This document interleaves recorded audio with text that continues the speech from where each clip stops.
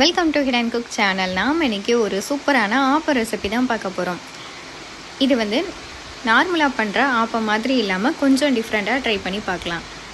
ஆப்பம் பண்ணுறதுக்கு 2 கப் அளவுக்கு ரேஷன் அரிசியை வாஷ் பண்ணிவிட்டு இது கூடவே தேவையான அளவு தண்ணி சேர்த்துக்கோங்க. சேர்த்துட்டு 4 மணி நேரம் ஊற வச்சு எடுத்துக்கலாம்.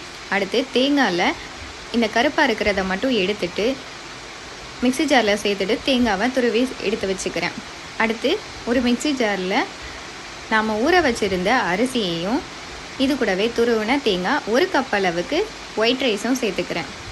தேவையான அளவு தண்ணி சேர்த்துட்டு மாவை இந்த கன்சிஸ்டன்சியில் அரைச்சிட்டு இதை ஒரு பாக்ஸில் ஸ்டோர் பண்ணிக்கலாம். ஃப்ரிட்ஜில் வச்சுரு வேணால் வெளியே வச்சுருங்க.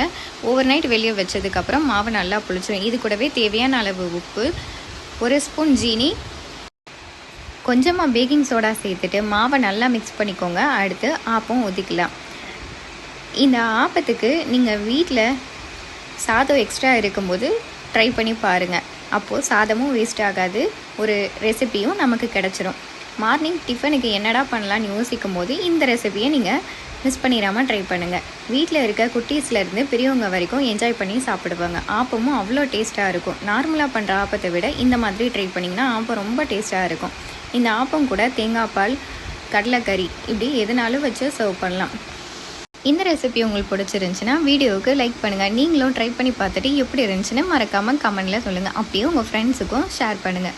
தேங்க்ஸ் ஃபார் வாட்சிங்.